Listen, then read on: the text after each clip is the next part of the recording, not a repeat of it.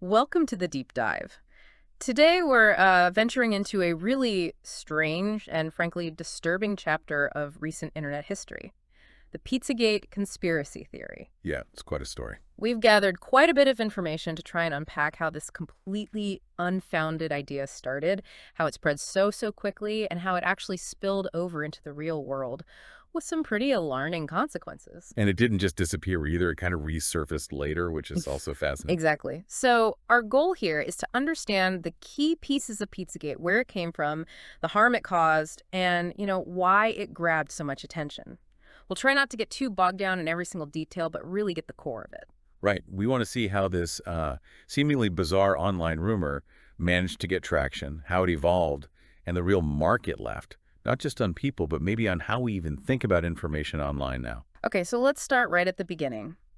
Where did this whole bizarre narrative even come from? Well, the initial spark seems to have been around October 2016.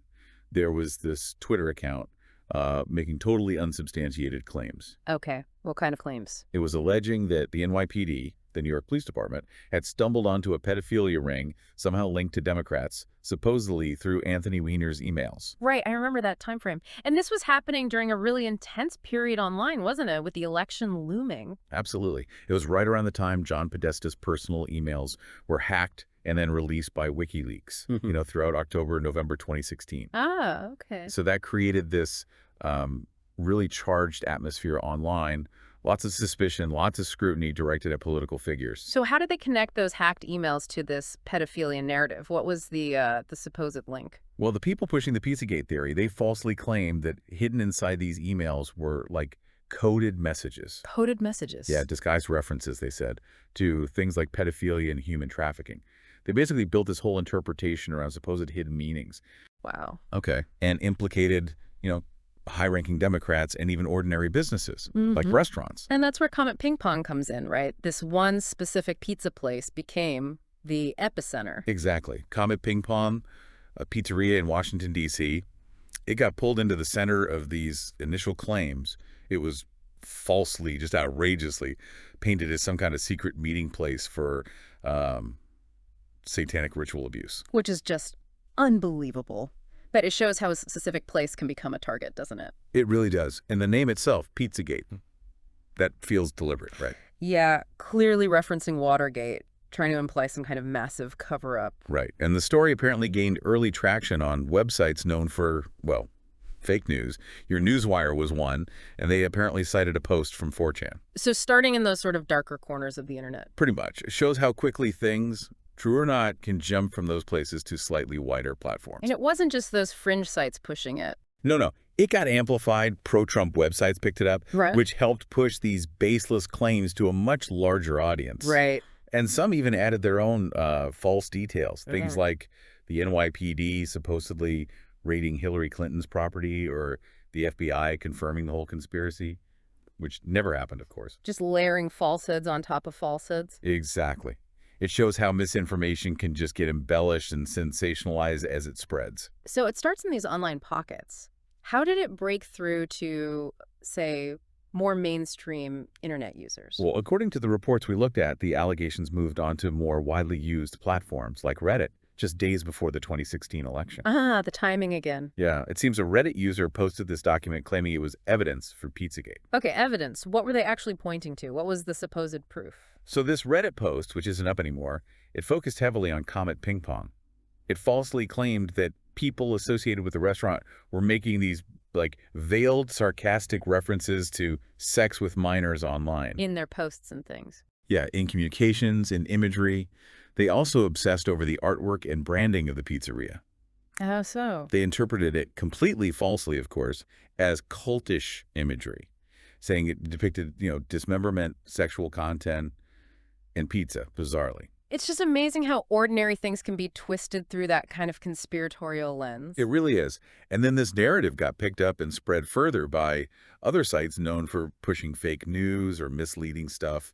InfoWars, Planet Free Will, The Vigilant Citizen. Well, usual suspects. Right. Yeah. And activists associated with the alt-right also actively promoted it online became a kind of rallying point for certain And groups. weren't there some, like, surprisingly well-known people who promoted it too? Yeah, that was pretty surprising. The list included a news anchor at CBS 46, believe it or not, a pro basketball player, even the guy who created Minecraft. Wow. And the German edition of the Epoch Times, a far-right paper, also played a role.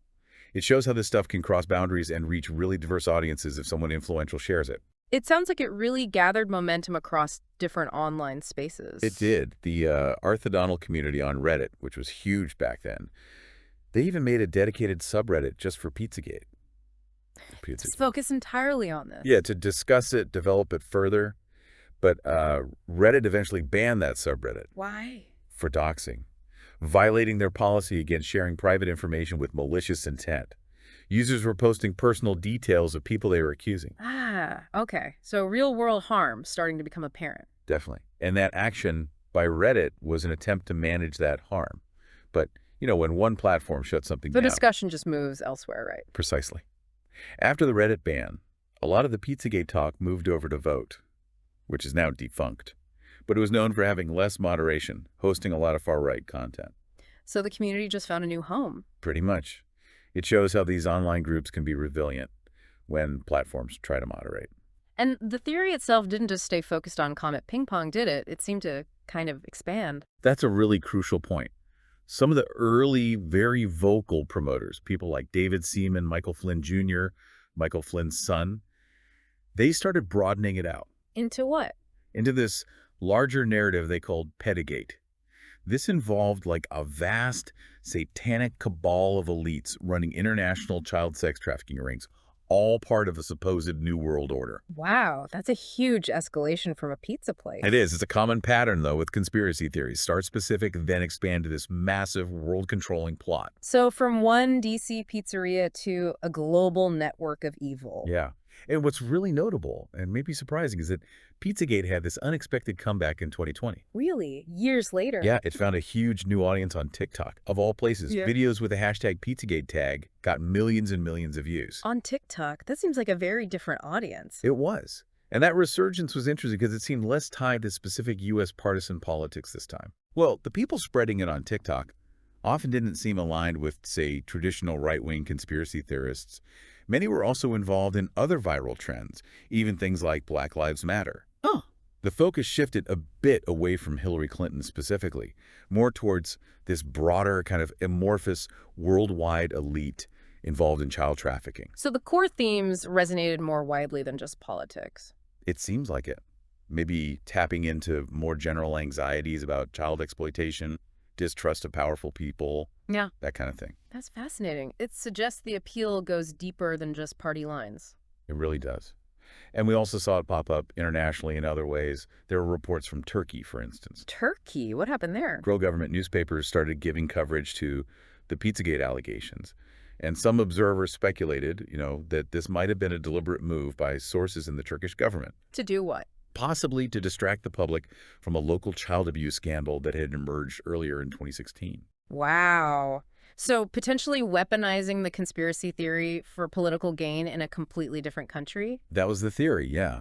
It highlights how these things can be used strategically internationally. Okay, so we've talked about how it spread online, how it evolved, but now we need to shift to the real-world impact, because this wasn't just talk, was it? Not at all. And it's crucial to talk about the often devastating consequences for the actual people and businesses caught up in this. Absolutely. Comet Ping Pong, the owner, the staff, the harassment they faced sounds just horrendous. It's relentless. The restaurant got hundreds and hundreds of threats from people who genuinely believe this stuff. Hundreds. Yeah. The owner, James Alefantis, he talked about being under constant assault. His time just consumed with trying to protect his staff, his friends, from being terrorized. It shows the real, tangible harm online lies can cause. And even their normal online stuff like social media got twisted, right? Completely. People pushing the theory poured over Alefantis' Instagram account. They misinterpreted totally normal photos of friends, family, claiming they were coded evidence. Unbelievable. Sometimes they even used unrelated pictures from other websites and falsely claimed they were his. The restaurant's Yelp page even had to be locked temporarily because it was just flooded with fake reviews based on the conspiracy. Just weaponizing every platform they could. Exactly. And sadly, Comet Ping Pong wasn't the only target. No. Who else got dragged into it? Other businesses nearby in D.C. Besta Pizza, another pizza place. Little Red Fox Cafe, the Politics and Prose bookstore, a French bistro called Terrasol, Just because they were nearby? apparently. They got tons of threatening calls, death threats even, online harassment, fake negative reviews, all based on Pizzagate. That's awful. The owners of Little Red Fox and Terrasol actually filed police reports because the threats were so severe. It shows that ripple effect, how targeting one place can harm completely innocent neighbors. And did it spread beyond D.C.? Did businesses in other cities get targeted? Yeah, it did. Roberta's, a well-known place in Brooklyn, New York, got harassing calls, including a really disturbing violent threat. Why them? Apparently because some YouTube video, now deleted, misused photos from their social media, and East Side Pies in Austin, Texas. Yeah. One of their delivery trucks got vandalized with a Pizzagate-related slur. Oh, my God. And the business faced online harassment, linking them not just to Pizzagate, but to the CIA, the Illuminati. Just completely baseless, bizarre accusations piling up. It's just chilling, the fear and disruption these ordinary people and businesses face because of a total fabrication. It really is. And the authorities, they did start taking notice. The FBI actually launched a probe into Pizzagate-related threats back in March 2017. Oh, really? Yeah, as part of their wider investigation into potential Russian interference in the 2016 election. So law enforcement saw the potential for real-world violence here. Which tragically did happen. The shooting incident at Comet Ping Pong is probably the most shocking outcome of all this. Tragically, yes. December 4th, 2016, a man named Edgar Madison Welch, 28 years old, from North Carolina. He drove all the way to Comet Ping Pong. Armed, wasn't he? Yes, armed with an AR-15 style rifle. He went inside and fired 3 shots. Hit walls, a desk, a door. It just brought the whole online nightmare into terrifying reality. And his motive was explicitly Pizzagate. Absolutely. He told the police later he'd come to self-investigate the conspiracy. He genuinely believed the restaurant was hiding child sex slaves. He thought he was rescuing them. Yeah, he saw himself as a rescuer, there to liberate these non-existent victims. He'd completely bought into the lie. Thankfully, no one was hurt in the shooting itself. Thankfully, no. Despite firing the rifle, no one was physically injured. Right. Welch eventually surrendered when the police surrounded the place. But it's just a stark example of how misinformation can incite actual violence. It's almost impossible to grasp someone taking such extreme action based on essentially an internet rumor. It really shows the power of this stuff, how it can warp someone's reality, lead to completely irrational, dangerous acts. And interestingly, Welch later said he regretted how he handled it. But not the core belief. Exactly. He didn't completely dismiss the conspiracy theory itself, which tells you how persistent these beliefs can be, Right. even after facing serious consequences. Right. And bizarrely, some conspiracy theorists even claim the shooting itself was staged, a false flag to discredit them. Just doubling down, what happened to Welch legally? He faced federal and local charges: interstate transportation of a firearm, assault with a dangerous weapon. He pleaded guilty to the federal firearm charge and the local assault charge. And the sentence. He got 4 years in prison back in June 2017, plus restitution for the damage. He was released from federal custody in May 2020. There's a very recent tragic update to his story, isn't there? Yes, unfortunately. Just very recently, in January 2025, Edgar Madison Welch was killed. He was shot by police officers in North Carolina during a traffic stop. He was a passenger, apparently had an outstanding warrant for a probation violation. Reports say during the arrest attempt, he produced a gun, refused commands to drop it, and the officers fired. He died 2 days later. Wow. That's a deeply tragic end, still tangled up in the aftermath of all this. It really underscores the lasting, dangerous shadow of Pizzagate. Were there other actual criminal incidents linked to it, besides the Welch shooting? Yes, there were. In January 2017, a man from Louisiana pleaded guilty to making a threatening phone call to Besta Pizza, that other D.C. pizzeria nearby. What did he say? He explicitly said he wanted to save the kids and finish what the other guy didn't, clearly referencing Welch's shooting. So directly inciting more violence based on the theory. Exactly. And there was a similar case in Portsmouth, England. A vaping business owner was falsely accused of pedophilia in the sustained online campaign. The person responsible eventually went to prison for the harassment. And Comet Ping Pong itself was targeted again, wasn't it? With arson. Yes. In January 2019, someone set a fire there. The person arrested had apparently posted a video referencing QAnon, which, as we'll discuss, is deeply connected to Pizzagate. So the violence and threats continued years later. It shows the persistence. From harassment to shooting to arson. Real crimes fueled by this total fiction. It's so important then, given all this real-world harm, to be absolutely clear, Pizzagate was debunked, right? Thoroughly. Absolutely. Unequivocally, yes. It's crucial to stress that. Numerous credible news organizations, fact-checking sites like Snopes, the New York Times, they all investigated in depth. And found. Nothing. Zero evidence to support any of the core claims. It was completely baseless. What about the police? The authorities in D.C.? They weighed into the D.C. Metropolitan Police Department explicitly called the whole thing fictitious, said there was absolutely no evidence. So where did the supposed evidence the theorists used come from? It was consistently found to be stuff taken completely out of context. Images from unrelated websites, misinterpretations of perfectly normal things, all twisted to fit the narrative they wanted to believe. Can you give a couple of specific examples just to show how flimsy it was? Sure. The New York Times analysis had some good ones, like theorists tried linking Comet Ping Pong to Satanism by comparing logos. But the Times showed similar design elements are super common in tons of unrelated business logos. Yeah. It means nothing. Okay. What else? The claim about underground tunnels beneath Comet Ping Pong, total fabrication. The restaurant doesn't even have a basement. The photo they used is proof, taken somewhere else entirely. Wow. There was that photo supposedly of the owner wearing a pro-pedophilia t-shirt. Turned out it wasn't even him, and the shirt referenced a local D.C. cafe named after the city's planner. Completely innocent. It was this blatant misidentification and misinterpretation. Totally. And maybe the most outlandish was claiming the Podesta brothers kidnapped Madeleine McCann back in 2007. Just looking at the age difference and the police sketches from the time completely debunked that. And critically, no victims ever came forward. No physical evidence was ever found. Absolutely critical point. Zero alleged victims. Zero physical evidence. Ever. Despite all the claims. Yet, despite being so thoroughly debunked, it persisted. It even came back.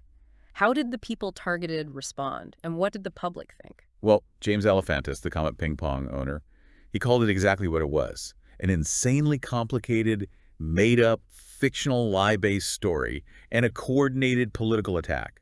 Strong words, but understandable given what he went through. Absolutely. But even with the clear lack of evidence, it kept spreading online. One promoter, Stephanie McWilliams from Planet Free Will, actually said she had no regrets and it helped grow her audience. Wow. That really highlights the disconnect, doesn't it, between mainstream fact-checking and these alternative media bubbles? It really does.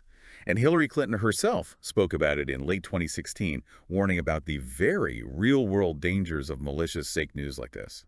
Did polls ever gauge how many people actually believed it? Yeah, there were polls in December 2016. Public policy polling found about 9% of voters thought Clinton was connected to a sex ring run out of the pizzeria. 9%.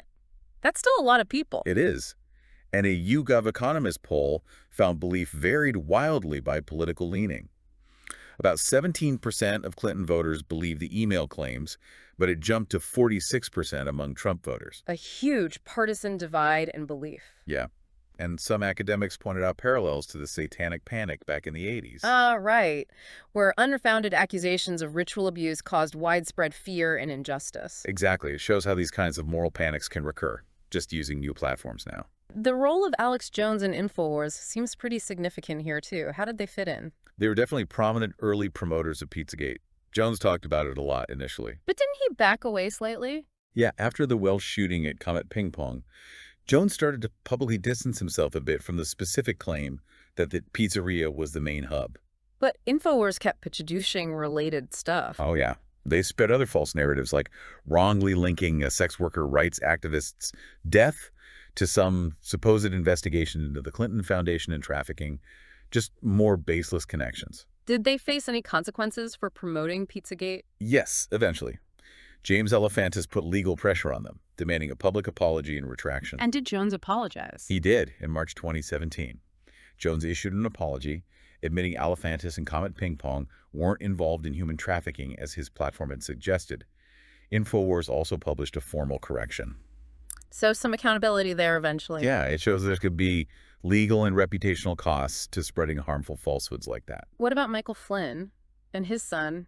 They were involved too, weren't they? Yes. Michael Flynn, who was a big Trump supporter and briefly national security advisor, he shared conspiratorial stuff online before the election, including things about Clinton and Podesta that Politico noted. quickly morphed into Pizzagate. Like what specifically? He shared a link on Twitter to a story with totally unfounded claims about the NYPD blowing the whistle on fabricated Clinton-related crimes, feeding right into the Pizzagate narrative's origins. And his son. Michael Flynn Jr., who was actually part of Trump's transition team for a bit. Right after the Comet Ping Pong shooting, he tweeted that Pizzagate would remain a story until proven false. Basically saying it might be true. Exactly. Seemed to lend it credence. And that tweet led to him being forced off the transition team pretty quickly. Shows the potential professional fallout, too. So Pizzagate didn't just fade away after 21/6/2017. It sounds like it actually became foundational for something else. That's absolutely right. It really became a core building block for the huge QAnon conspiracy theory that started emerging in late 2017. How are they connected? QAnon has often been called Pizzagate on steroids. It took that central Pizzagate idea, powerful elites involved in child trafficking, and blew it up into this massive global conspiracy. Adding even more elements. Oh yeah. Satanic rituals, harvesting a chemical called adrenochrome from children's blood. This vast, shadowy cabal controlling everything. Pizzagate was like the seed that QAnon grew out of. And were there even weirder, darker offshoots from Pizzagate itself? Yes. One really disturbing one was called Frazzle Trip. Frazzle Trip. Yeah, a totally fabricated, gruesome story about a supposed snuff film showing Hillary Clinton and Huma Abedin murdering a child supposedly found on the dark web. Oh my God, that's horrific. It is, and the supposed evidence was immediately debunked, traced back to unrelated or satirical stuff. But the Frazzle Trip conspiracy kept circulating in QAnon circles for years. Just shows how dark and graphic these things can get. Any other strange branches? There were these bizarre claims linking some cryptic online videos by a group called World Corp Enterprises to John Podesta and child pornography. Also totally debunked, of course. Just constant invention and reinvention of the narrative. Pretty much. And as we touched on, that global resurgence in 2020 was significant. Right. Tied into QAnon going international. Exactly. Pizzagate spread globally alongside it. Less focused on U.S. politics specifically, more on that general worldwide elite trafficking children narrative. Millions of views, multiple languages. And finding new evidence in unexpected places. Yeah, like people claiming Justin Bieber's song Yummy contained coded references to Pizzagate. Seriously. A pop song. Seriously. A Venezuelan YouTuber made a video about it that went viral, helping fuel that resurgence. There's also that documentary, Out of Shadows, promoting the Pizzagate narrative. It got really popular, especially on TikTok. Until TikTok banned the hashtag. Right. Eventually, TikTok banned hashtag Pizzagate because it was linked to so much harmful misinformation. But the New York Times found a huge spike in Pizzagate views, searches, social media interactions in 2020 compared to the previous few years. Even platforms like Facebook had issues, right, with hashtags. Yeah. Facebook temporarily suspended the hashtag Save the Children hashtag because it's being co-opted by Pizzagate and QAnon promoters, which caused problems for the actual Save the Children charity, who protested because their legitimate fundraising was being affected. Wow, it just shows the collateral damage. Absolutely. And then to top it all off, a dark satire movie inspired by the whole thing called The Pizzagate Massacre came out in 2021, cementing its bizarre legacy. It's just an astonishing, disturbing journey for a completely baseless idea. Its resilience, its adaptability. It's quite something. It really is. This whole deep dive into Pizzagate, it just reveals so much about how quickly misinformation can spread online, the really severe, tangible harm it causes, harassment, violence, and its ability to just evolve, resurface, connect to these broader conspiracy movements. It's a powerful case study. It really hammers home how easily false stories can take root online and the profound damage they inflict on people, on communities, maybe even on our basic sense of shared reality. Absolutely. And maybe that leaves us with a final thought for you, the listener. You know, seeing how these conspiracy theories keep recurring, especially now in the digital age, what makes us as a society kind of vulnerable to them? That's a big question. It is. And what can we actually do, individually or collectively, to be more critical, more discerning about the information flooding towards us every day? How do we build resilience against this stuff? Thinking about Pizzagate's lasting impact on trust, on how we see online information, that feels really crucial as we try to navigate everything that's out there. Definitely something worth reflecting on.